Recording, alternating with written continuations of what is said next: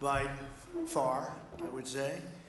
And we're doing tremendous things. Our country is doing very well. You saw the numbers that got released today, yesterday. Deficits cut way, way, way back at levels that nobody's ever seen before, setting records.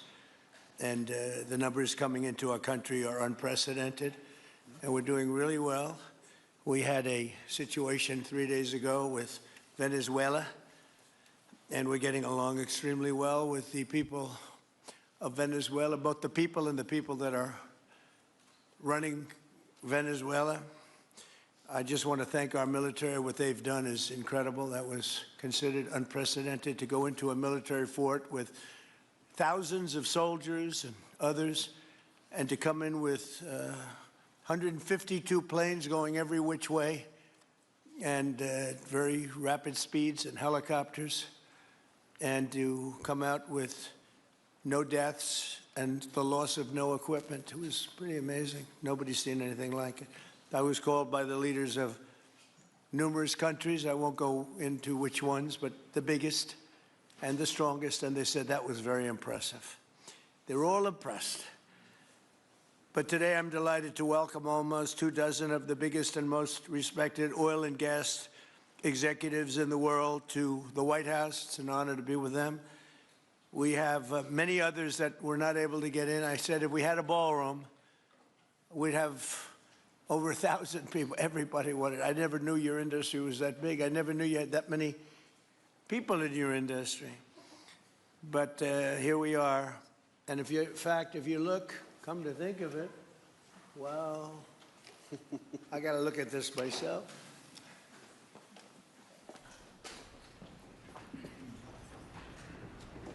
Wow. What a view. This is the door to the ballroom. What a view. Unusual time to look, but I figure we might as well do it. If the fake news would like to go back and take a look, you can, but you'll see a very big foundation that's moving. We're ahead of schedule in the ballroom and under budget. It's going to be, I don't think there'll be anything like it in the world, actually. I think it'll be the best. We went from, this is, as you know, our biggest room, which would seat 100 for dinner, maybe, if you're lucky, if you're nice and tight. And the ballroom will seat many. And it'll also take care of the inauguration with bulletproof glass, drone-proof ceilings, and everything else, unfortunately, that today you need. So we're going to discuss how these great American companies can help rapidly rebuild Venezuela's dilapidated oil industry and bring millions of barrels of oil production to benefit the United States, the people of Venezuela, and the entire world. And yesterday, the number is 30 million barrels. I can't even, is that a correct number? 30 million barrels. You hear that, Peter? Of oil was given to us by Venezuela. That's a lot of oil. It's about $4 billion worth, and it's on its way to the United States right now. And we want to thank Venezuela for that. And we're working very well with them, obviously, or they wouldn't have been so generous. But they respect us again. They didn't respect us at all before. So that's money that goes to the United States. Some will go to Venezuela, and some will go to the oil companies, but not that, because that's already been extracted. So you're not getting any of that, but when you start extracting, you'll get. But it's tremendous reserves, among the biggest in the world. Some people say it is the biggest in the world. And we're going to be working with Venezuela. We're going to be making the decision as to which oil companies are going to go in, that we're going to allow to go in. We're going to cut a deal with the companies. We'll probably do that today or very shortly thereafter with Chris and Doug. And we're dealing with the country, so we're empowered to make that deal.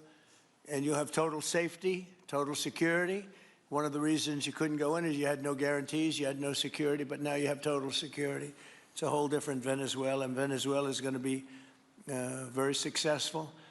And the people of the United States are going to be big beneficiaries, because we're going to be extracting, numbers of, in terms of oil, like, few people have ever seen, actually. So You're dealing with us directly. You're not dealing with Venezuela at all. We don't want you to deal with Venezuela. Let me thank Vice President J.D. Vance, who's doing a fantastic job. Secretary of State Marco Rubio, likewise, a fantastic job. I have good people. I like them better than my first group. But we had a great, despite that, we had a great first term. We had some great people there, too, by the way. But we had a great first term. We had the greatest economy in the history of our country in the first term, but this is blowing it away. And you haven't seen anything yet. Everyone's been shocked by the numbers, 5.4% GDP. And that's despite the fact that we were badly hurt by the Democrat shutdown, of which they'd like to see if they could shut it down again. Secretary of the Interior Doug Burgum, who's fantastic. Secretary of Energy Chris Wright, recommended by Doug as being the greatest oil man anywhere in the world, because I wanted Doug for that job, energy, and Doug said, no, sir, there's a man named Chris Wright. I said, who the hell is Chris Wright? He said he's the most talented oil man anywhere in the world. I doubt you can get him, because typically oil men make a lot of money, and women. They make a lot of money, but Chris came. You took one of the greatest salary cuts probably in history, Chris, right? But he's a fantastic person, loves our country, and many other important members of this team. And I want to thank them for their efforts. As you know, last week, the United States Armed Forces performed one of the most spectacular military operations in American history, apprehending the outlaw dictator Nicolas Maduro for his crimes against the United States, crimes for which he has now been indicted and is in federal court awaiting trial. And he killed many people, millions of people, actually, and allowed jails, prisons, mental institutions, insane asylums, drug dealers, drug addicts to pour into our country totally unchecked because of Sleepy Joe Biden's policy of open borders, the stupidest thing I've ever seen. We're getting them all out. The departure of Maduro makes it possible an incredible future for both nations, Venezuela and the United States, in which we will more closely integrate the economies of two major energy powers in the Western Hemisphere. Energy coming out of Venezuela was very small. One of the things the United States gets out of this will be even lower energy prices. We have people now getting gasoline for $1.99, $1.96, $1.95, $1.92 yesterday, somebody. And it used to be $3.50, $4, $5 a gallon. Think of that, $1.99. Decades ago, the United States built Venezuela's oil industry at tremendous expense with American skill, technology, know-how, and dollars. But those assets were stolen from us, and we had presidents who did nothing about it. This president is much different than your other presidents. They did nothing about it. They stole it. Some of the people in this room were a little bit younger when that happened, but not that much younger. It wasn't that long ago. But they stole our assets like we were babies, and the United States did absolutely nothing about it. So now we're doing everything about it. Now we're doing 500% about it, but it's a long time after the act took place. So they stole from us, and it was taken by socialists and communists at the time, and Venezuela was going bad, really bad. And as much oil as they have, they're producing almost nothing, which is just a system. So we're really, if you look at it, we're taking back what was taken from us. They took our oil industry. We built that entire oil industry. Started a long time ago, but they took it, and they were very ungracious to this country, but now they're being very nice. American companies will have the opportunity to rebuild Venezuela's rotting energy infrastructure and eventually increase oil production to levels never, ever seen before. When you add Venezuela and the United States together, we have 55% of the oil in the world. The United States is number one. We have them drilling. Drill, baby, drill was my campaign. And Doug and Chris, I think we're setting records on drilling right now and taking oil without Venezuela. That's how we're getting the oil prices down.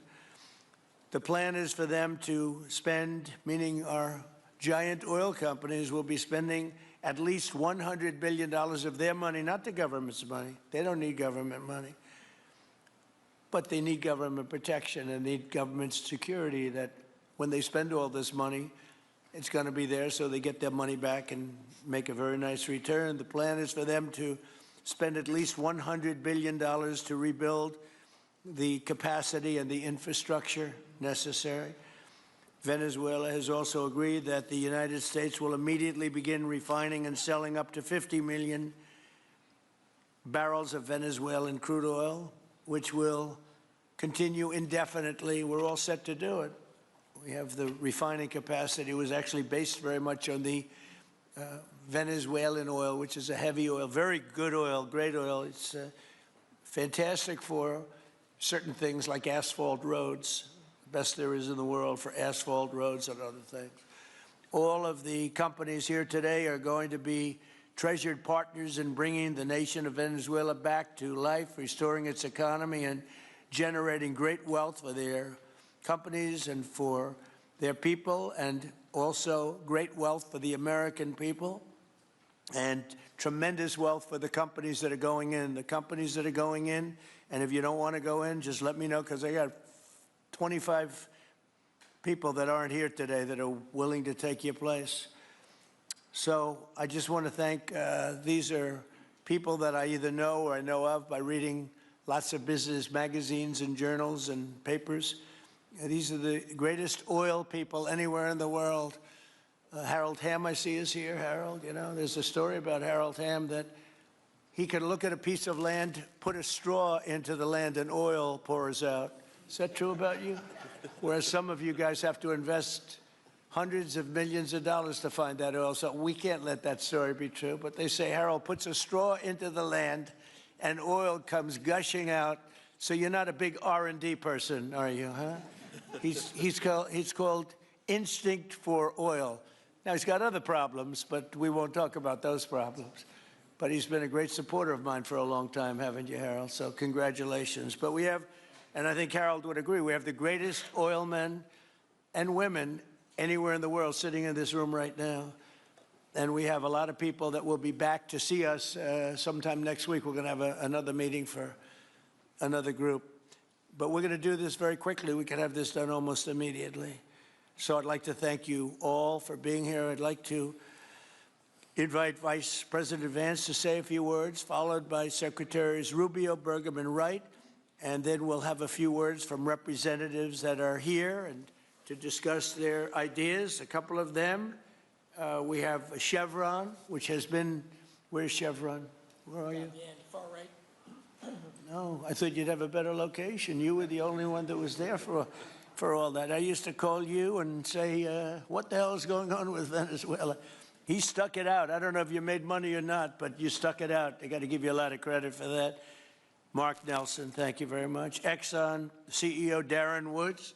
Darren, thank you very much. How's Exxon doing? Okay? All right. They'll do a lot better now, won't they, huh? Exxon's been amazing. It's been an amazing company. And ConocoPhillips CEO Ryan Lance, thank you very much. So you guys could say something, and then we'll take some questions from the press. And if anybody else would like to speak, we'll have you speak. We have all the time in the world. This is a big subject. This is massive wealth, and more importantly than massive wealth, it leads to lower taxes and a lot of jobs for Americans and for Venezuelans, but for Americans in this case. And I just, again, appreciate you all being here. And I'd like to ask J.D. to say a few words, please. Thank you. Thank you, Mr. President. And thanks to everybody for being here. You know, as a Marine Corps veteran for my entire lifetime, presidents, and let's be honest, they were Democrats and Republicans, would send the American military to far-off places. They would get us involved in these endless quagmires. They would lose hundreds or thousands of American lives.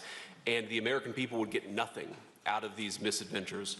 And now you have an American president who's empowered the American military to stop the flow of drugs into our country and to ensure that we, as opposed to our adversaries, control one of the great energy reserves that exist anywhere in the entire world. And he did it without losing a single American life in the process. It was an amazing operation. It's going to make our country richer. It's going to make our country more powerful. It's going to make our country safer. And it's going to lead to the decline, the further decline of drug overdose deaths in the United States of America. An amazing thing, and I'm happy to be here to talk about how we can make it an even bigger and better operation for the American people. Thank you, sir. Thank you very much. Marco? Thank you, Mr. President. And I think this is a reminder that everything this president does, everything President Trump does is with the American people in mind. It was not in the national interest or national security of the United States and of our people to have in our own hemisphere a country, not just with vast energy reserves, but controlled by an indicted narco-trafficker who flooded our country with illegal immigration, including drug gang members, openly cooperated with drug gangs, and by the way, stole the wealth of that country to fund a repressive regime and also benefit adversaries such as Iran. All of that is now changing. As part of this process, the first phase, of course, is the phase we're in now, which is the stabilization phase. We do not want to see destabilization in the country. We're working very cooperatively with the interim authorities there to provide a market for the sale of the wealth of Venezuela in such a way that benefits the people, both of the United States, but also the people of Venezuela. And as a reminder to everyone, the President announced this just 2 days ago. Every penny, everything they buy with the money that they're making from the oil now, Mr. President, will be bought from America. And that includes everything from equipment for the oil industry to food to medicine and everything in between.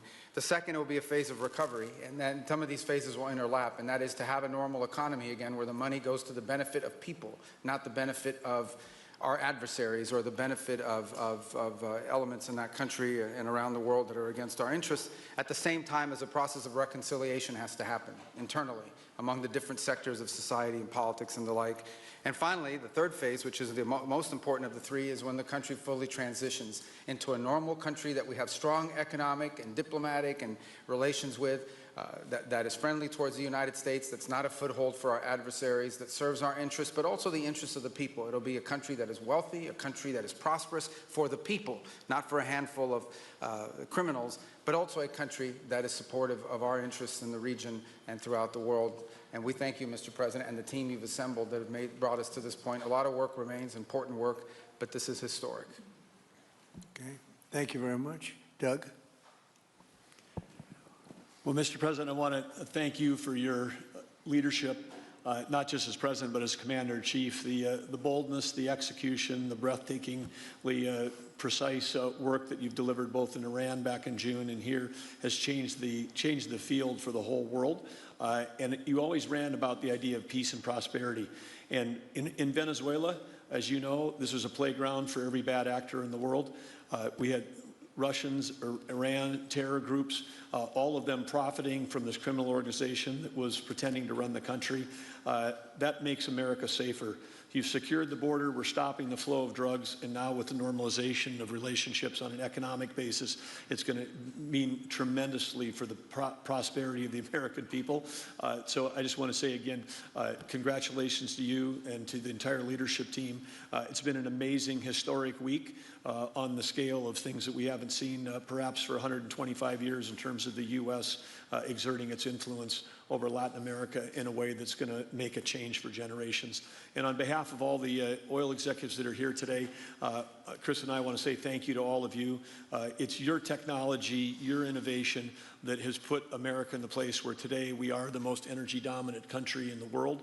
And that position is what's allowed us to take the action that we're taking with statecraft, with military action. None of that would happen if we were dependent on everybody else for energy. So you're a big part of the reason that we're able to move the way we are today, and we're grateful that you're here to be part of the solution going forward. Thank you, Doug, and you are doing a fantastic job, and we appreciate it. Everybody appreciates it. They know who's doing well. Chris Wright? Thank you, Mr. President. Yeah, what we've seen in the last week is leadership matters and credibility matters. Venezuelan oil has been sanctioned for many years, and the oil just flew, those sanctions were not enforced. That oil just floated out to trafficked by bad actors of the world. The resources weren't gone to a central place. The corruption and decline of Venezuela has been a crisis for the people of Venezuela, and as Secretary Rubio said, massive spillover effects in the United States. in crime, in drugs, in kidnappings, and in taking a huge resource base and making it not exploited, not developed. The whole world is a poorer, less opportunity-rich place because of that. When you have materials underground, they've been underground for 1 million years. That does not make them a resource. That does not make them valuable for your country, your people, or the world. They only become a resource with technology, with capital, with rule of law, and a system of governance that encourages the harvesting of those resources to make the better world. And we see here the dramatic contrast between the United States, which may have less oil underground than Venezuela. We have 20 times the production of Venezuela, 20 times the impact of human betterment, massively better quality of living here in the United States. That was at risk under the last administration. We've seen a lot of attacks on the energy that makes the world go round. President Trump's election has removed those risks, has embraced reality about how the world is energized, and we are at record production of oil in the United States, record production in natural gas in the United States. We've seen a meaningful decline in gasoline prices, diesel prices, travel prices because of jet fuel. And now President Trump is taking the genius of a different way to try to solve a 25-year festering problem in Venezuela, that all the traditional things have not worked. But ordering both a tremendous military operation to remove the heads of a criminal organization masquerading as a government, and then to use the power of our military, not to fire bullets, but to stop the flow of Venezuelan oil to the world, immediately gave us leverage over the interim authorities in Venezuela and has allowed us to be in this position today where the actions of this government can massively improve Venezuela for the better, and the bigger impact is to massively improve the quality of life, affordability, safety, and security of the United States. Very proud to be here. And we'll turn it over to Mark Nelson, who's the vice chairman of Chevron. Chevron has been in Venezuela for over 100 years, continuously. Mike Wirth, the CEO, had a knee replacement recently. He's not here. Mark is a tremendous leader in our industry, and I'll turn it over to him. Thank you, Secretary Wright. Again, I'll send Mike Wirth's regrets. He really wanted to be here, Mr. President. Right. Great guy. On his behalf, I have 3 very quick thank yous and an assurance I'd like to provide you all. The first thank you, Mr. President, is to you. It's thank you for convening this gathering. It's thank you for your leadership, and thank you for continuing to keep American energy domination in the forefront. So thank you for that. Thank you very much. The second thank you actually is to the cabinet. So Secretary Rubio, Secretary Burgum, Secretary Wright, your ability and commitment to continue to engage with the parties around the table to keep the world working is greatly appreciated. So thank you for that. And the final thank you actually would go to our Venezuelan employees of Chevron. They have been working tirelessly to operate safely, protect the environment in country, and their dedication and skill will help us in this next chapter. And finally, I'll close with the assurance. For more than a century, Chevron has been a part of Venezuela's past. We are certainly committed to its present, and we very much look forward as a proud American company to help it build a better future. And so, Mr. President, thank you for your leadership. And you really suffered there. You stuck it out. A lot of people left. A lot of big companies left. Many of the people sitting here at this table left because of the safety risk and other risks. But you stuck it out. I give you credit for that. Sometimes it was hard. I remember 6 months ago I told you to stay, just stay. Things are going to happen. You'll be very happy. I didn't know they were going to happen this fast or this conclusively. One thing I think everyone has to know is that if we didn't do this, China or Russia would have done it. And if China or Russia were a next-door neighbor, because essentially this is not around the other parts of the world so far away where you fly in an airplane for 24 hours before you get there. This is sort of a next-door neighbor if you think about it. And I told China and I told Russia, we get along with you very well. We like you very much. We don't want you there. Not going to be there. And if we didn't do this, China would have been there and Russia would have been there. Maybe they both would have been there together, but they're not going to be there now. One thing I will tell them, and I will tell you, that we are open for business. China can buy all the oil they want from us there or in the United States. Russia can get all the oil they need from us, and they do like oil, even though they produce a lot of it. But China and Russia and everybody else is able to go, and we'll be open for business almost immediately.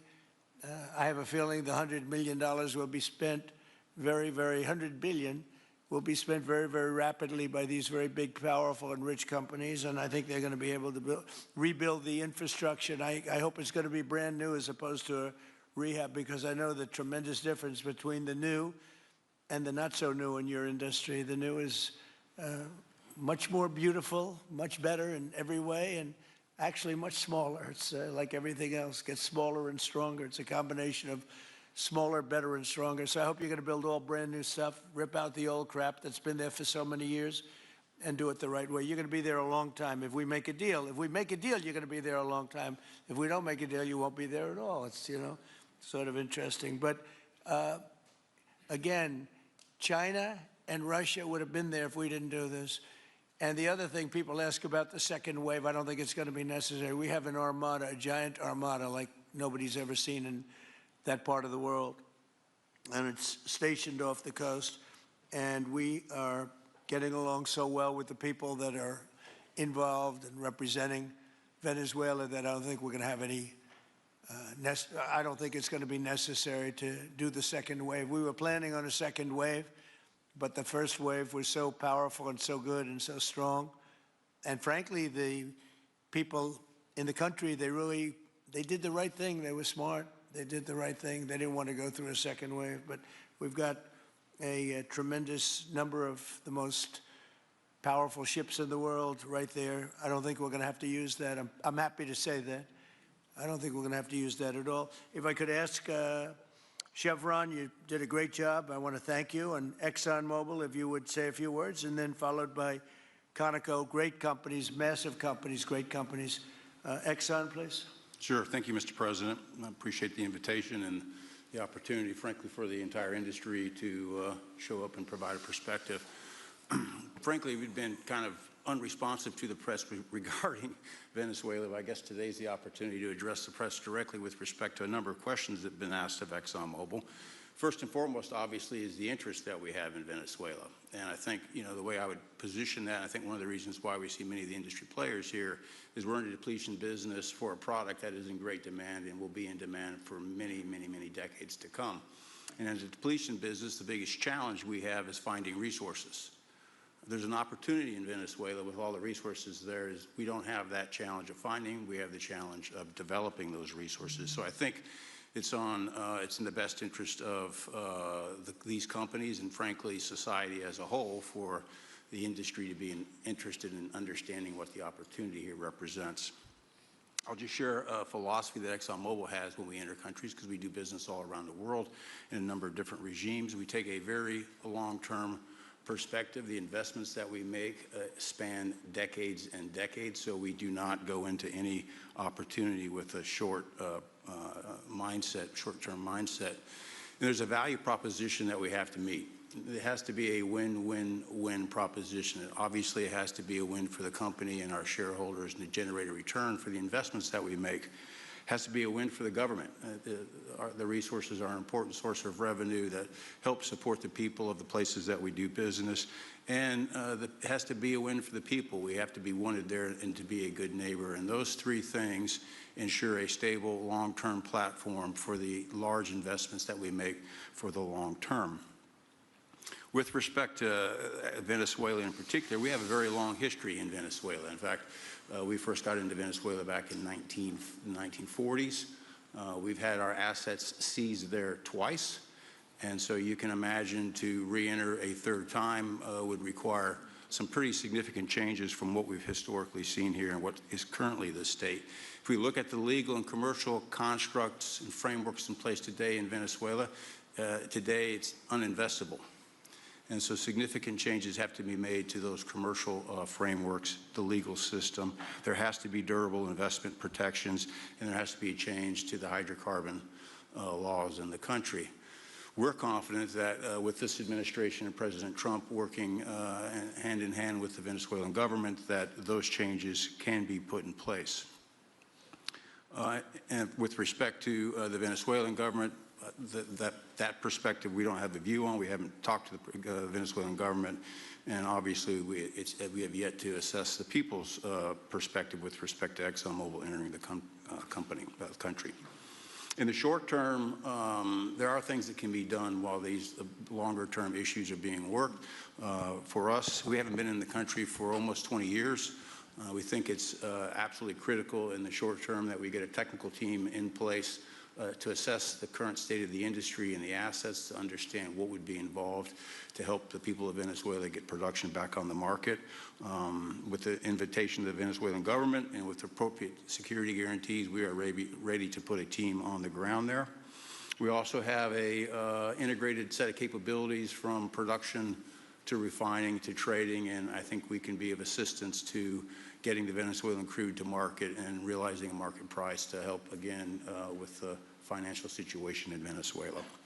So those are my short-term perspective that I have. I'd say maybe close with a thank you, Mr. President, for the work that you've done to secure not only the national security, but the energy security of the region. And then thank you, Secretary Rubio, Secretary Wright, Secretary Burgum, for your leadership in this matter. Thank you. How long would it take you, Darren, as Exxon to, if we make a deal, how long would it take you to get in there and get started? Well, the first step, this technical team, as I talked with Secretary Wright earlier this week, we started from the beginning to put the team together so that if and when it was needed, we could hit the ground almost immediately. So we can hit the ground within the next couple of weeks. Start the assessment, and then from there we need to understand. That's what we want. We want speed and quality. That's what we want. Thank you, Darren. And Conoco, Ryan. Thank you, Mr. President. Appreciate the opportunity to be here too, and you've assembled a great team. And our congratulations as well for removing one of the terrible people in the world and bringing them to justice. It was quite amazing. I think you've given hope to the people of Venezuela again, which I think is quite remarkable. And we've been on the other end of that despot regime a long time. Our assets were expropriated. I had a little bit more hair when that happened. And, you know, I think we're the largest non-sovereign credit holder in Venezuela today. So we're at a bit of a different situation, but I think your big and bold idea to use energy commerce instead of conflict is something that could make a real big difference in Venezuela. And our company certainly stands ready to help in that endeavor. Encourage you to continue to think bigger and even bolder. And we've had some discussions with your energy team about that as well. As we think about the other people that need to be in this room and in this discussion are the banks, and including probably the Exim Bank, as we think about how the debt needs to be restructured in the financing to deliver the billions of dollars that are required to restore their energy infrastructure. And I think as we think that big and bold, we need to be also thinking about even restructuring the entire Venezuelan energy system, including PDVSA. And I think if we can do that and think bold, there's an opportunity to be quick, fast, and restore the quality of what's happened in Venezuela, or what's been lost in Venezuela over the course of the last 25 years. So thank you for this opportunity. Well, thank you very much, and you'll get a lot of your money back. We're going to start with an even plate, though. We're not going to look at what people lost in the past, because that was their fault. That was a different president. You're going to make a lot of money, but we're not going to go back. You left a lot of money behind, I guess, huh? What number? 12 billion. How much? 12 billion. Well, it's a good write-off. It's already been written off. It's been written. All right, thank you. You'll make it back one way or the other. You're all going to do very well. I think really very well. Marco just gave me a note. Go back to Chevron. They want to discuss something. Go ahead. I'm going back to Chevron, Marco. Thank you, Marco. Go ahead. Was there a question, Mr. President? Yes, go ahead, Marco. What are you saying here? Mark, if big you can increase, update us on operations in the ground and with the appropriate approvals, what you might be able to achieve in the next 12 to 18 months, give us a little view from the ground. You bet, you bet. So today, Chevron has 3,000 employees in 4 different joint ventures in Venezuela today. And over the past 5 to 7 years, they've taken production from about 40,000 barrels a day to 240,000 barrels a day, essentially getting those facilities and that equipment up to standards that would be something that people in the room would be more accustomed to. Given the work we've done with Secretary Wright and Secretary Burgum and even Secretary Bessent, I think we have a path forward here very shortly to be able to increase our liftings from those joint ventures 100%, essentially effective immediately. We are also able to increase our production within our own disciplined investment schemes by about 50% just in the next 18 to 24 months. And that's just leveraging what's on the ground. So to Secretary Rubio's comments about phase 1, this is taking the momentum of improvements we've already made there locally and building on those and creating more momentum for the people of Venezuela. Do you think you have an advantage being there? It's, you've been there by the skin of your teeth. It's been tough for you to be there. But do you think you have an advantage over the other people in this room by the fact that you are there? Yeah, I think there are, Mr. President, I think there would be days where it didn't feel like an advantage, and there are days where it does feel like an advantage. But having people on the ground today that care desperately about the people of Venezuela and know how to operate the assets that are there is a definite advantage today. Would you say the best locations are available, or would you say the best locations are already sort of worked, even though they're in very bad shape? The best locations for finding oil, the best locations for oil. There are more opportunities than not, Mr. President. With 300 billion barrels of reserves and resources in country, there are lots of opportunities for many companies. Will you be building new, or will you be using the old infrastructure that you have? Yeah, today it's a little bit of a mix, but today it's mostly us taking the equipment of today, getting it to the standards that we are accustomed to your comments about making it how it should be today. Most of the investments that we've been making are about getting it up to our standards. Well, I think you're going to make an investment, but you're going to get your money back very quickly, and that's part of our thing. We're going to have you get your money back fast, and then you'll give a lot to Venezuela and to the United States after that. Okay, so you'll be in good shape. Could I ask Harold Hamm to say a few words? He's been a friend of mine for a long time. Very amazing man, actually, amazing energy person. Well, thank you, Mr. President. It's good to be here with so many dignified people. And this effort particularly, and thank you for your effort for what you've done here, taking this despot out of that area. And the world dealt with him way too long. Certainly our industry knows that this is a real jewel that can be developed for the people of Venezuela and also benefit the world. And like Secretary Wright said, it has not been done. That's not been done in the past, and they had a good chance at it. Brought someone in that totally took it down, as everybody knows here, and that was Chavez, and we know what happened to him finally. But that ruined the industry in Venezuela, and all of us know how that happened, ended very well, very wrongly. So anyway, we're glad to see what's happened here and look forward for the opportunity for a lot of people in this room, but also for America and the country itself. Are you going to be involved in going in? Because, he's in North Dakota and he's in Oklahoma and some incredible places. It's a little bit different, but there's no doubt about you won't have to worry about the straw too much here. You can just go at it. Are you going to be one of the participants? Well, certainly, I'm an oil finder, like you said. Barry Switzer, told that story. The coach. And he's kind of exaggerated a little bit. It doesn't come out quite that easily usually. But anyway, great story. I love it. And I love Barry. Barry's the one that told me this. Yeah, he's a champion, in a lot of ways. So love that story. Certainly, it excites me as an explorationist, everybody has that in their blood, and it is a very exciting country and a lot of reserves.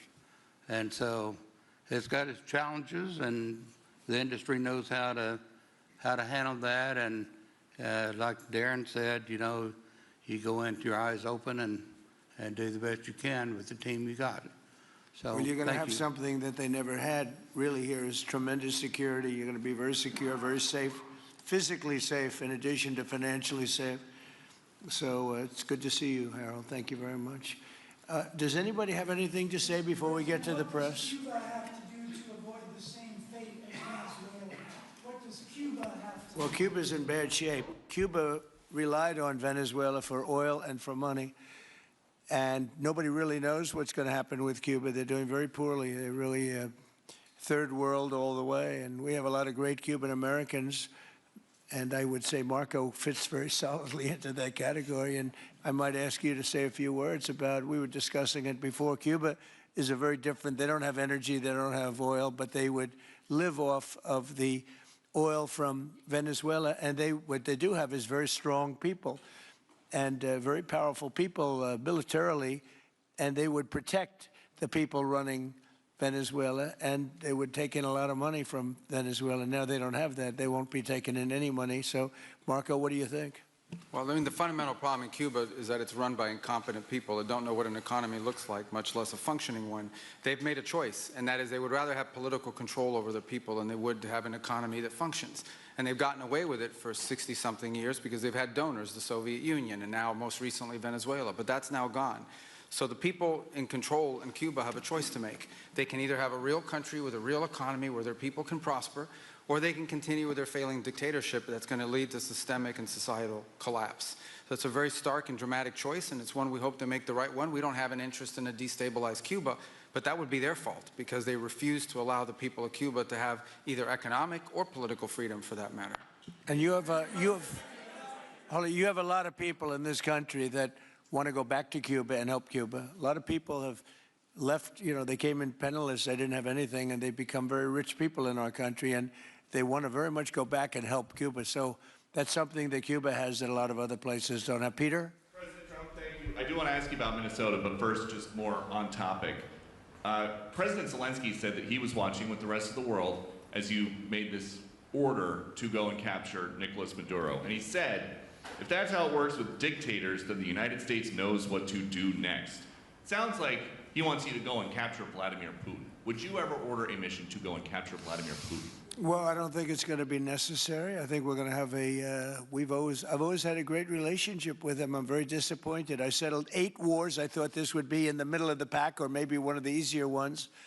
And I don't know if you know, Peter, the last month, they lost 31,000 people, many of them Russian soldiers, and the Russian economy is doing poorly. I think we're going to end up getting it settled. I wish we could have done it quicker because a lot of people are dying, and mostly soldiers. They get hit in Kiev and they get hit a little bit here and there, and people are dying there too. But largely, it's the soldier population. When you have 30,000, 31,000 soldiers dying in a period of a month, 27,000 the month before, 26,000 the month before that, that's bad stuff. So, as you know, President Biden gave $350 billion to Ukraine to fight, and we would never get that back, although I did make a rare earth deal to get it back, so we will be getting it back, but shouldn't have done that. It was a bad thing to do. I will say that right now, because I was able to get NATO to up GDP from 2% to 5%, NATO's got a lot of money, and they're paying for everything. We're not losing any money. We're making a lot of money, I guess, if you think of it, because we're selling them military equipment. They're probably giving it to Ukraine. But we're selling them to NATO military equipment.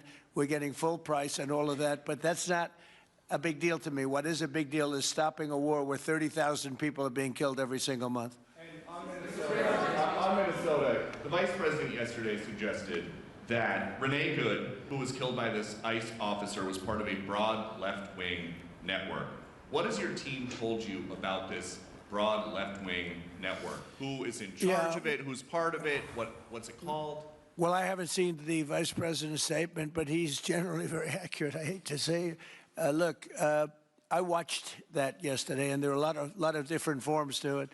But there was a woman screaming, "Shame, shame, shame, shame." She was a agitator, probably a paid agitator, but in my opinion, she was an agitator, a very high-level agitator, so professional. She wouldn't stop screaming. I said, this isn't a normal situation. This is a professional troublemaker, because you heard it and I had it. Now, I will say this, the news sort of turned her down, turned her off, because you're trying to watch. She was so loud and so crazy and just not normal. When somebody sees something like that, they don't go screaming and screaming and the same words. So I guess you could say professional, but I didn't think she did a very good job. You have agitators, and we will always be protecting ICE, and we're always going to be protecting our Border Patrol and our law enforcement. Yeah. Thank you, Mr. President. Mr. President, in your conversations with these oil executives today, did you provide any security guarantees so that they can do their work safely in Venezuela?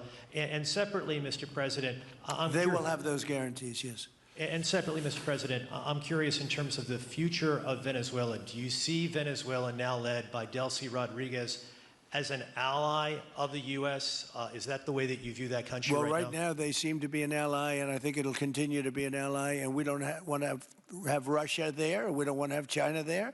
And by the way, we don't want Russia or China going to Greenland, which if we don't take Greenland, you're going to have Russia or China as your next-door neighbor. That's not going to happen.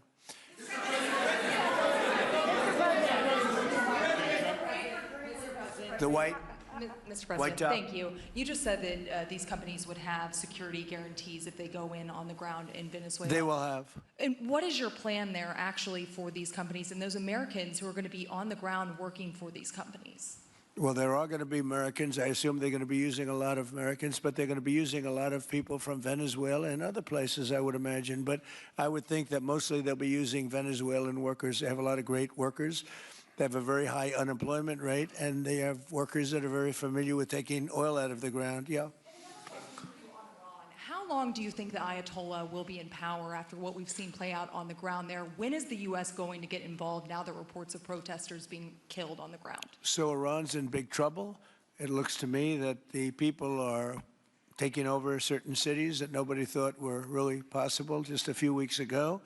We're watching the situation very carefully. I've made the statement very strongly that if they start killing people like they have in the past, we will get involved. We'll be hitting them very hard where it hurts.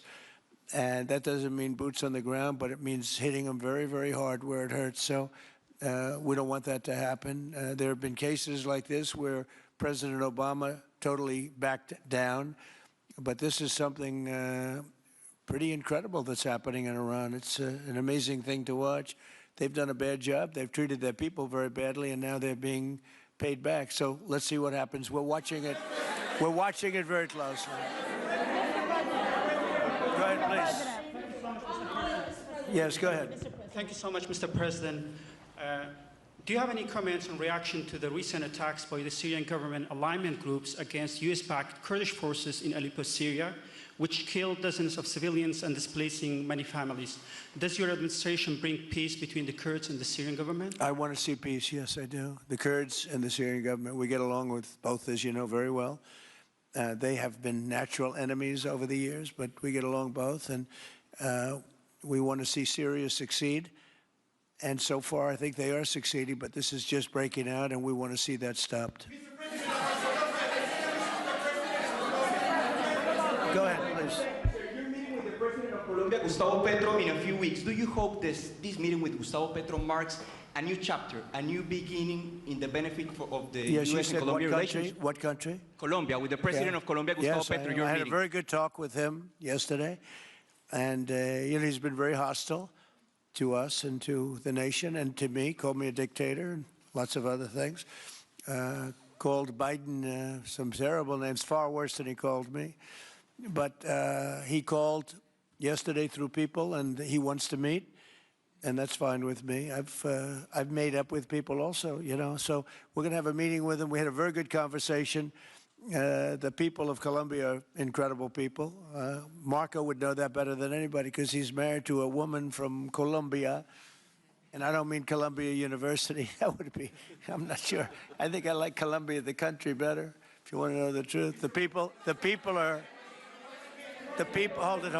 The people are great people. I look forward to meeting with them. We're going to meet in the very near future.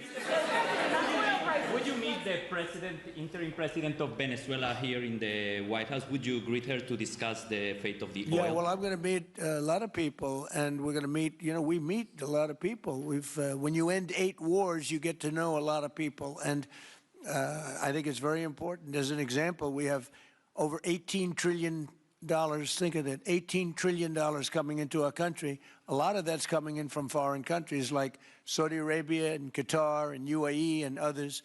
And I get to meet a lot of people, but I will be meeting with various representatives of Venezuela, probably pretty soon. We haven't set that up. But the relationship that we have with the people that are currently running Venezuela is very good.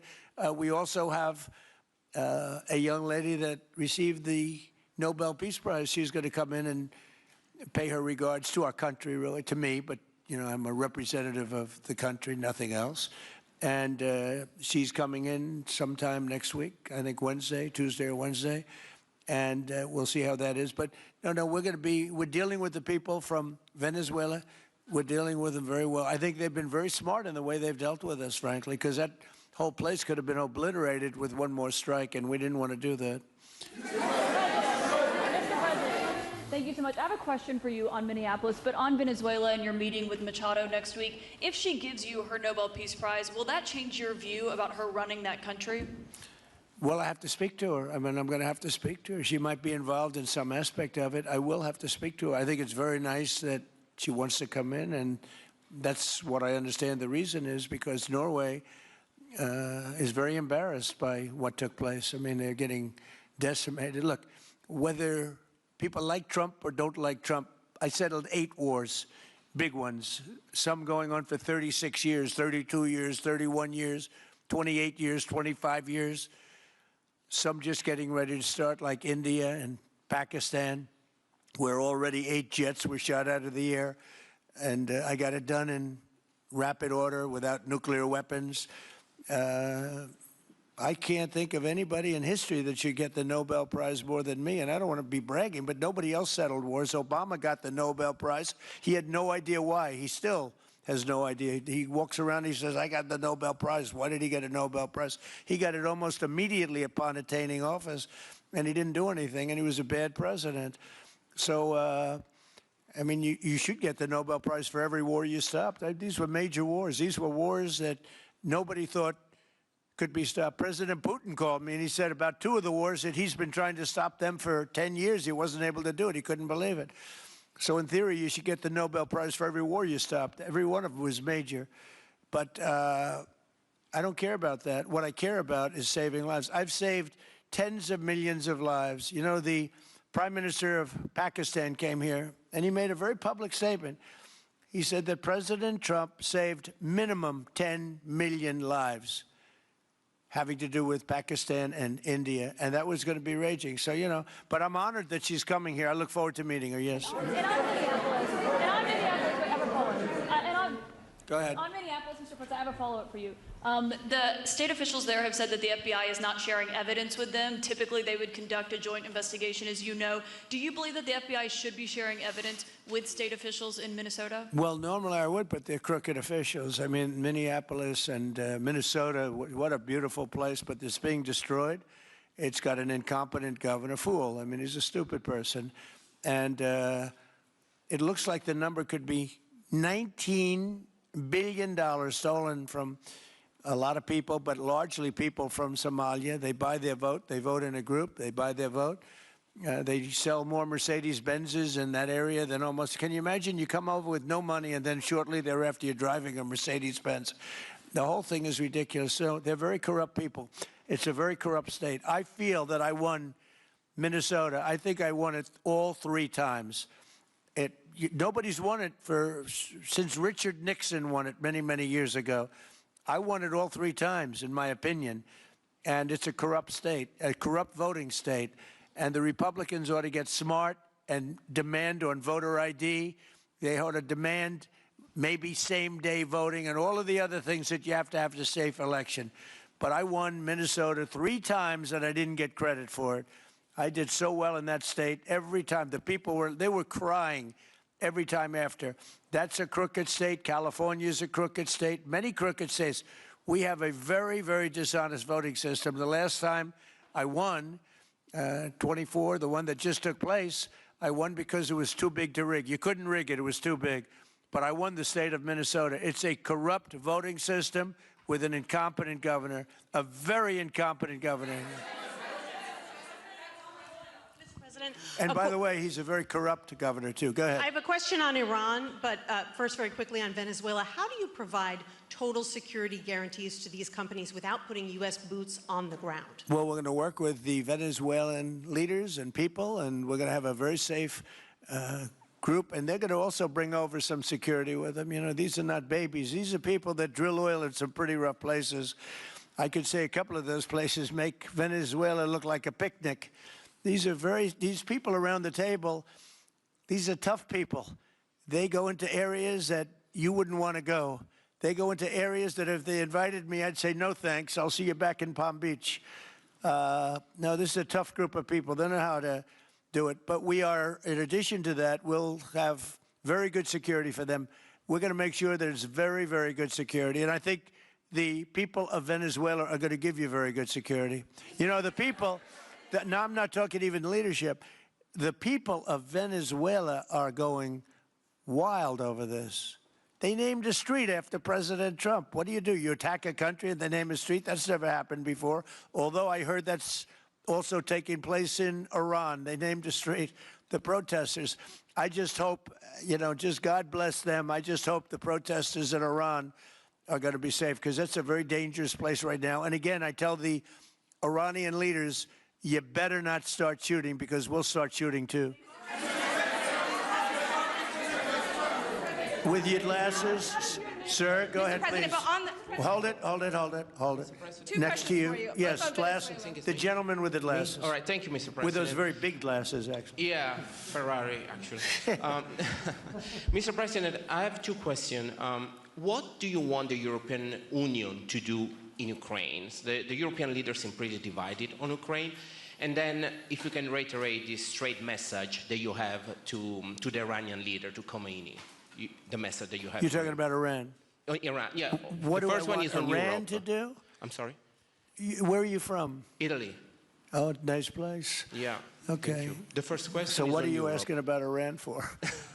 Well, if you can answer about Europe and what you think the Europeans should do on Ukraine, and then a message. Well, look, Europe has been doing so much for Ukraine, but it hasn't been enough. And obviously that I would say that President Putin is not afraid of Europe. He's afraid of the United States of America, as led by me. There's no fear of Europe. You know, Europe's fallen behind. And Europe, and J.D. said it very strongly, I don't know, he took a lot of heat, but I didn't give him any heat. Europe is a different place. Europe is changing. Europe has got to get its act together. I love Europe. I guess I came from Europe, essentially. My roots are in Europe, but Europe is a different place. They have to get their act together. Now they have a great NATO leader, and they've gone up to 5% from 2% GDP. That's a big step. But they have to be very careful with their immigration policy, and they have to be because, you know, I will just say, to be nice, that there are certain places in Europe that are very important that are no longer recognizable. I'm being very nice. I'm being very diplomatic when I say that. They are not recognizable, and they have to be careful on energy, because they're putting windmills all over the place and losing a fortune. They're destroying their country. They're just destroying the beautiful landscapes, the beautiful everything. They're doing. And by the way, in case you people don't know, I'm not much of a windmill person. I can proudly say, Doug, that we have not approved one windmill since I've been in office, and we're going to keep it that way. My goal is to not let any windmill be built. They're losers. They lose money. They destroy your landscape. They kill your birds. They're all made in China. And all you have to do is, you know, just about all of the windmills are made in China, the structures. All you have to do is say to China, how many windmill areas do you have in China? So far, they're not able to find any. They use coal and they use oil and gas and some nuclear, not much, but they don't have windmills. They make them and sell them to suckers like Europe and suckers like the United States before. They are the worst form of energy, the most expensive form of energy, and in 8 years they're rotted out anyway. Go take a look at Palm Springs, California, and take a look at what that looks like. It looks like a junkyard of steel. So we don't approve, and I've told my people, we will not approve windmills. Maybe we get forced to do something because some stupid person in the Biden administration agreed to do something years ago. We will not approve any windmills in this country. Two questions. On Venezuela, is it ultimately more important to you to establish stability there or democracy there? Well, you're talking about maybe the same thing. I mean, you're talking about stability or democracy. I don't know. To me, it's almost the same thing. We want stability, but we do want democracy. Ultimately, it'll be democracy. Peter? I do have a policy question, President Trump, but I'm having a hard time seeing here. I see the American flag lapel pin. What is the other lapel pin on your Somebody gave me this. You know what that is? That's called a happy Trump. And considering the fact that I'm never happy, I'm never satisfied, I will never be satisfied until we make America great again, but we're getting pretty close, I'll tell you what. This is called a happy Trump. Somebody gave it to me, I put it on. Thank you, thank you. And the policy question. How much money are you thinking of giving people in Greenland to get them on board with a possible U.S. I'm not talking about money for Greenland yet. I might talk about that. But right now, we are going to do something on Greenland, whether they like it or not, because if we don't do it, Russia or China will take over Greenland, and we're not going to have Russia or China as a neighbor. Okay?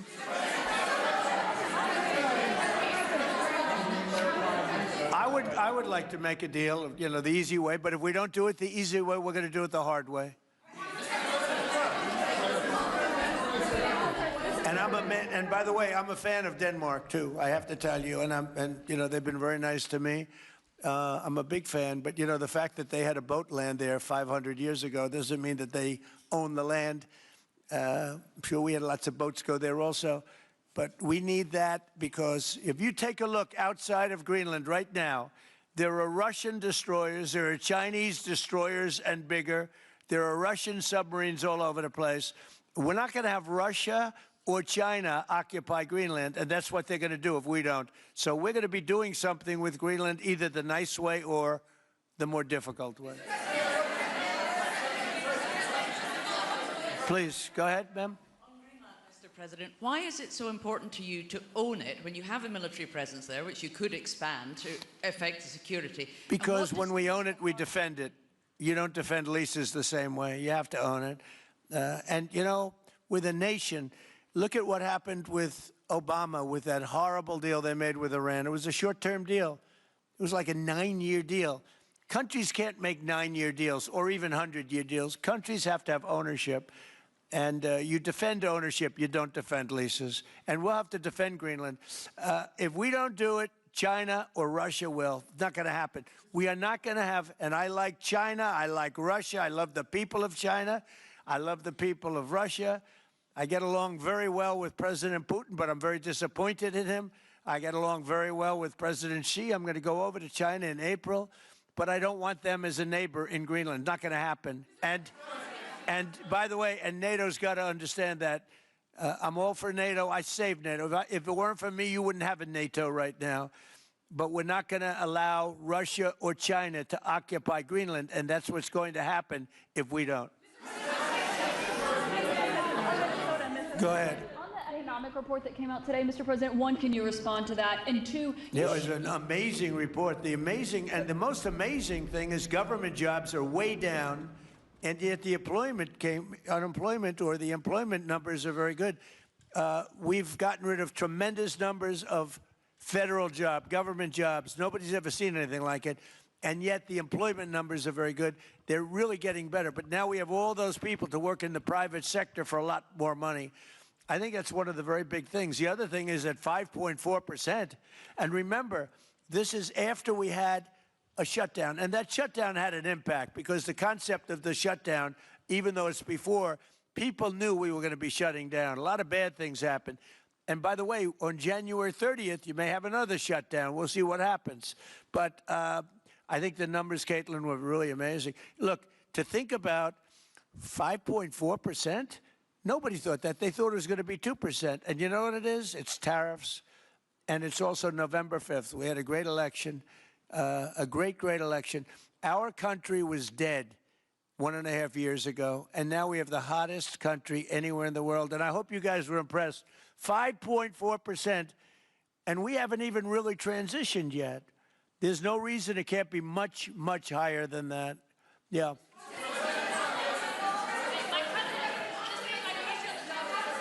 First off, can you respond to the manufacturing Let's give numbers? CNN a chance. You know, they've been fighting so hard to get back into the mainstream. Mr. President, you posted some numbers actually on Truth Social last night. People saying you posted the job data early when you're not supposed to obviously share it till the next morning.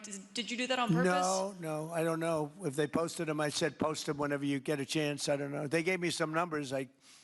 When people give me things, I post them. But the numbers are amazing. Yeah, please. How does the administration plan to distribute the money from the Venezuela oil sales? Is it, obviously you say it's going to go into these controlled accounts. Yeah. Would it go back to Venezuela in a Yeah. direct payment? Is it going through these goods? How do you plan to do that? Well, And we then I have want a to make second sure question. that Venezuela can survive. You know, Venezuela needs money, and we're going to make sure that they get money, and we're going to get money, and the oil companies are going to make something for the work they do, and they're going to get back their money. We're devising a formula, but it won't be so much of a formula. It's going to be what they need. We're going to take care of what they need. There'll be plenty left over. We're going to have a lot of money left over. And the money left over is going to the United States of America, and the oil companies are going to be very happy. Yeah, please. Thank you, Mr. My second question is, would the administration offer a backstop to these oil companies for like financial guarantees, some sort of backstop, if the country did destabilize again? That's a very interesting question. Using the word backstop, I haven't heard that word in a long time. That was at the Wharton School of Finance I last heard. That's a good term. We ought to use it more often. I hope I don't have to give a backstop. Look, these are very smart people, the smartest people. They're not only in oil and business. These are the biggest companies in the world sitting around this table. They know the risks. I mean, there are risks. We're going to help them out. We're going to make it real easy. They're going to be there for a long time. We're going to be there together for a long, long time. And they're going to be taking the oil, and they're going to be bringing oil prices down. They're going to make a lot of money. They're going to get their money back. They're going to be safe. The people of Venezuela are going to be big beneficiaries, and the United States of America is going to be a big beneficiary for what we've done.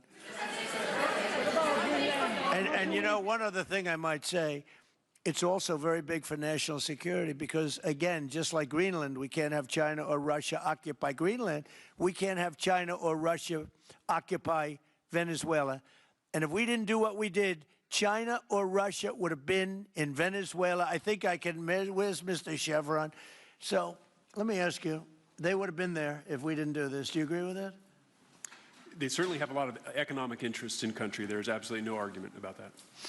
They were trying to be there. I mean, you know, we had a Russia, I guess sort of I call it a semi-Russian ship yesterday that we took over, and Russia decided not to defend that ship against us. It's a big movement.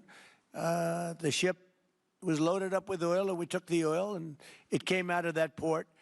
But Russia would be there or China would be there, and we want them to be there for a different reason. We want them, do you people agree? In particular, China, they need a lot of oil. Russia doesn't need so much, but Russia was there anyway. But I assume you agree that China would like to be doing a lot of business there by buying oil, and I want to just tell President Xi and President Putin, but more so in this case President Xi, because they do need a lot of oil, and we are open for business in the United States, and we are open for business in Venezuela, right?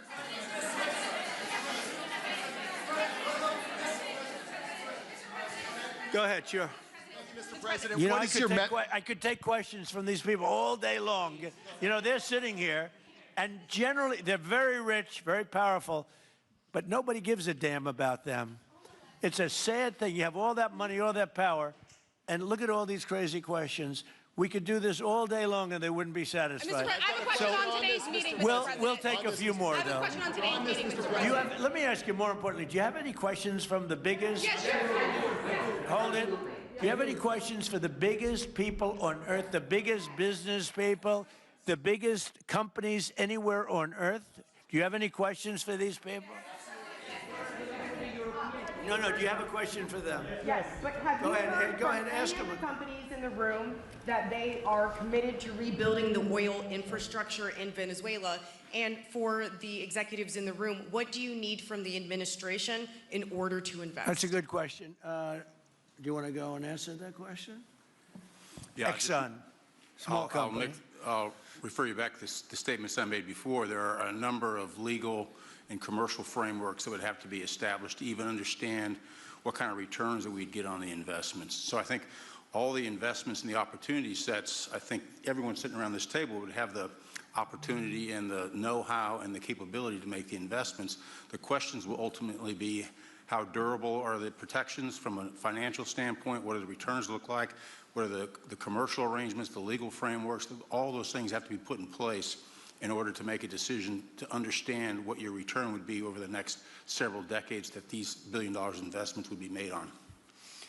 You know, could I do this? Because we have, again, the biggest people on the planet Earth around this table, biggest companies in the world. I'd like to just ask them to introduce themselves.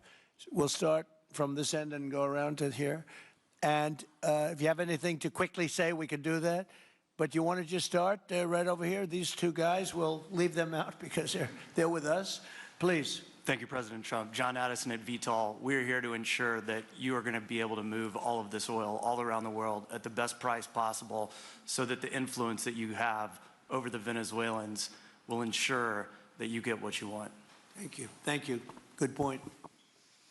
Thank you, Mr. President. Brian Sheffield of Formentera.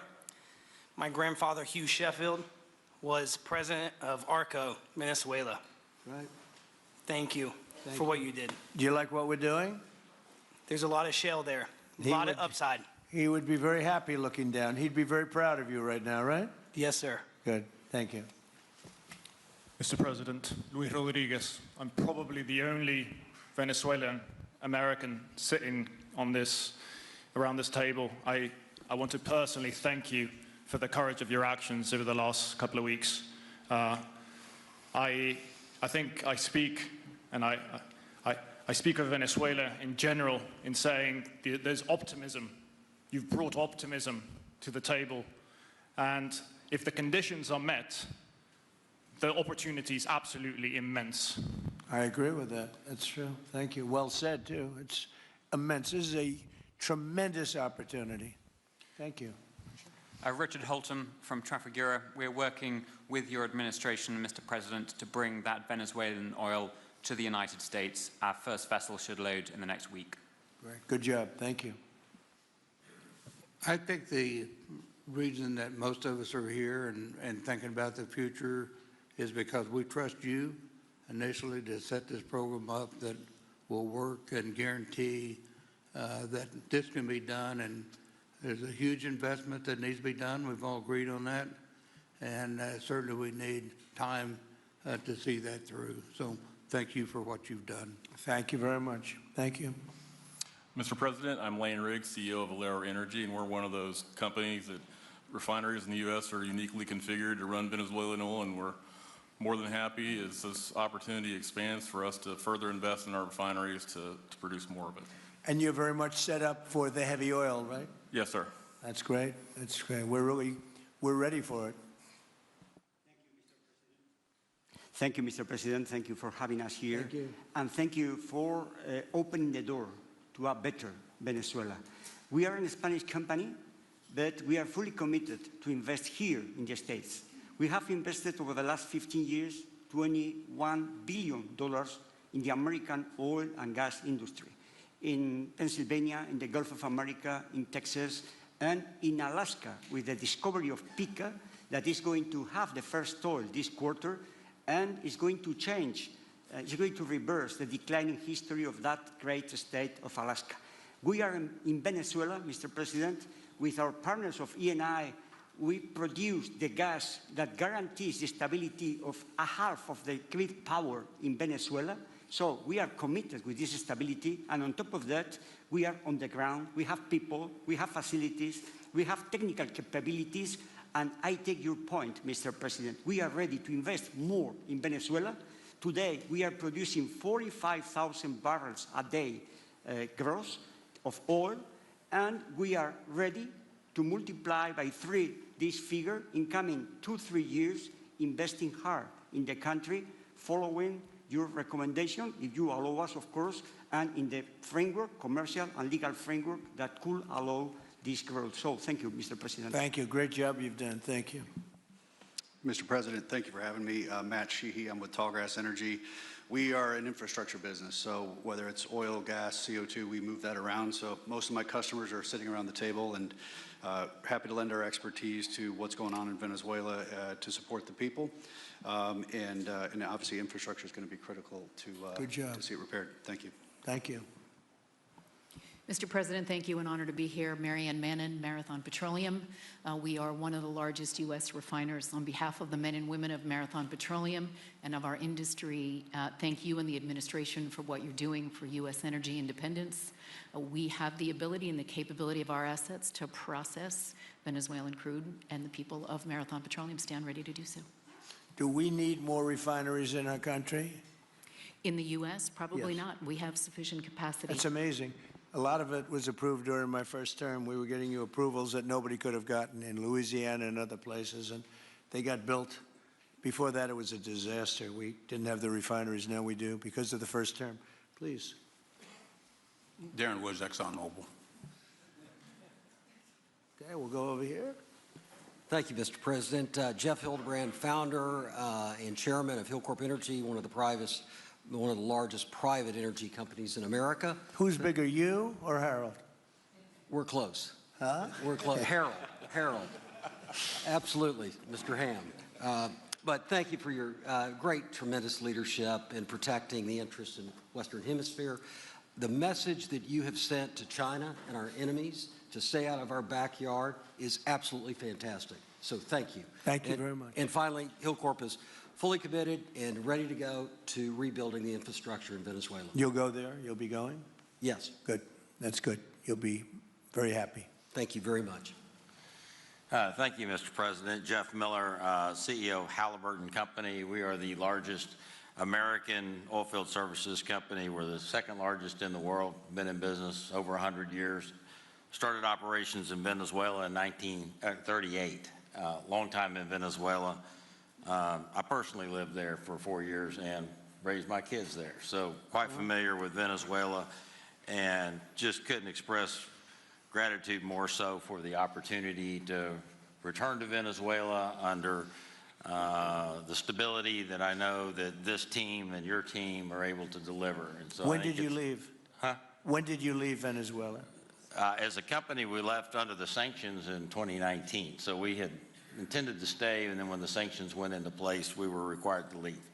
But very much interested in returning. Have 600 Venezuelans with Halliburton today, all around the world. Look forward to putting them back to work. Great job. Great Thank job. you. You'll be back. Please. Mr. President, I'm Alex Cranberg. My company, Aspect Energy, is one of the leading American international wildcatters. We've found significant fields in central Are and you a south. wildcatter? I'm a wildcatter. That's pretty cool, I'll tell you. I would have been a wildcatter too if I was in.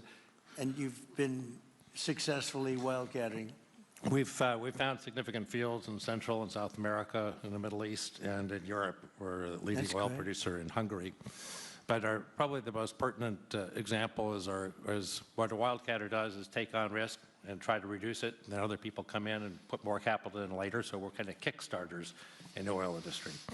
We went into Kurdistan very early on, back when Right. people told us it wasn't safe and we shouldn't do it. We found a big field there, and it ultimately has got to be developed along with one of my colleagues here to be one of the big leading fields in Kurdistan. We think that Venezuela has a tremendous amount of opportunity. If you look at the reinvestment required, the investment required, people are talking about hundreds of billions of dollars. But if you put that in perspective, that's 1 million barrels a day for 15 years is $220 billion net cash flow.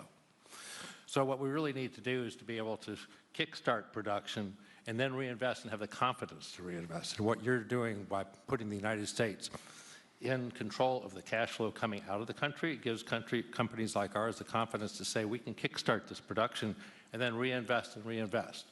In Hungary, we've invested $1 billion in changing the trajectory of Hungarian oil production.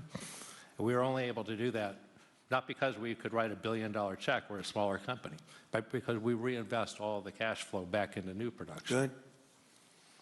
Good. Mark Good Nelson, job. Mark Nelson with Chevron again. Thank you, Mr. President. I'm Claudio Descalzi, and ICO, Italy. We started working in Venezuela in 1980. We have a lot of oil, but now just the gas is flowing because it's not under sanction. And as my colleague from Repsol said, we cover more than about 50% of the electricity in the country. So that is essential to avoid any kind of problem, social problem. We own about 4 billion barrels of reserves, so a huge amount in the Orinoco Belt and in central Venezuela. We have now in the country 500 people, most Venezuelan, and we are ready to invest. Clearly, we are ready to invest. We thank you for the big efforts and the efficiency of your action, and we are here. And we are here to work together with the U.S. We are also a big investor in the U.S. So I know that. We thank you again, and we are there. And we are also ready to join with American companies in our assets to develop and go faster with good investors and good know-how from the U.S. company. Yeah. Thank you. You've done a great job. Thank you very much. Mr. President, Ross Perot, good to see you again. I'm chairman of Hillwood and HKN Energy. Been in the energy business 45 years, and we have been working with your team quite a bit. We have been in Kurdistan now for 19 years, along with Alex, and built a very good business. But now with your team, we're looking in Syria, we're now in Libya, and so we are very excited to look at Venezuela with you and your group, and look forward to continuing to build this great industry. Thank you very much. Thank you. Mr. President, thank you for having us here today. Wael Salwan from Shell. Of course, we have a huge presence here in the U.S., in the Gulf, as well as in Pennsylvania with the petrochemical facility, which I think we had the opportunity to host you at, as well as being one of the largest LNG off-takers of American LNG. We have been in Venezuela for a very long time. We actually drilled in 1914 the first well that discovered oil in Venezuela, and on the back of which the entire energy industry was established in Venezuela. When we left in the 1970s because of nationalization, we had 1 million barrels per day of production. But we have kept boots on the ground in Venezuela all this time, and we now have a few $1 billion worth of opportunities to invest in, subject to OFAC approval. So we are ready to go and looking forward to the investments in support of the Venezuelan people. That's great. Thank you very much. Thank you, Mr. President. Ben Marshall, the America's CEO for Vitol. Alongside Chef Aguirre, we're very thankful to have worked with the government and the Venezuelans to be able to bring the crude oil to market at a market price as quickly as we can to help stabilize the country. Thank you. Thank you. Ryan Lance, ConocoPhillips. I'll defer to my colleagues. Thank you, Mr. President. Olivier Lepoche, CEO of SLB, or formerly known as Schlumberger, the largest global oilfield services. We have been in Venezuela since 1930, and we still operate. We operate today on the ground with and in support of Chevron. We have ability to scale. We have 1,100 Venezuelans in the company, 2,000 additional that are calling us to go back to country and to go back to work. We're able to mobilize in the last 18 months 2 rigs and deliver 50 wells with success. So we're here. We have knowledge of the subsurface like nobody else has. We have boots on the ground, capacity on the ground, $700 million of equipment value on the ground in Venezuela, ready to mobilize for all of our partners, customers. So we are ready to scale fast, and we really want to thank the administration, Secretary Wright, Secretary Bergen, for the effort they are supporting and giving us to be successful on behalf of the Venezuelan oil and gas industry. Thank you very much. Thank you very much. Well, check this out. They say the very best for last. and I don't have that sexy accent like this guy next to me here. Mr. President, my name's Bill Armstrong of Armstrong Oil and Gas. I'm a private independent guy, and in real estate, you were a wildcatter. So wear that motto proudly. But like you, I was my own guy. I don't have shareholders. I don't have private equity partners, but I've been drilling all over the place. In fact, I had the largest discovery in Alaska, biggest discovery in 50 years in our country. I now control 8 million acres adjacent to Venezuela, so I'm already heavily invested in the area. We share a 150-mile border with Venezuela in the countries of Aruba and Curacao, and we are ready to go to Venezuela. It is, in real estate terms, it is prime real estate, and it's kind of like West Palm about 50 years ago. Yeah. Very ripe. Yep, I agree with you. Thank you. Congratulations. Thank you. So I think what we're going to do is speak without the press to these gentlemen, see what kind of a deal we can make. We're going to get them involved. I'm going to ask Doug and Chris and some of the people that we have from the business standpoint representing our country to start talking about the confines of a deal. I have an idea what I want, what I think we should have. We have to get them to invest, and then we have to get their money back as quickly as we can, and then we can divvy it all up between Venezuela, the United States, and them. I think it's simple. I think the formula is simple. We start with a brand new plate, and it's going to be a tremendous success. I think it's going to be probably like few other things could ever be. There's so much. Venezuela's been really taken advantage of by a lot of people because they drill very little. I mean, as much as you hear they drill very, very little, very small percentage. But now that'll change, and it'll change very rapidly because these are the biggest people, and it'll change very rapidly. So if you don't mind, I'll ask the press to leave, and we will see what kind of a deal we're going to make with these geniuses, and I think you're going to come out very good. Thank you all very much. Thank you. Thank you. Thank you, Mr. President.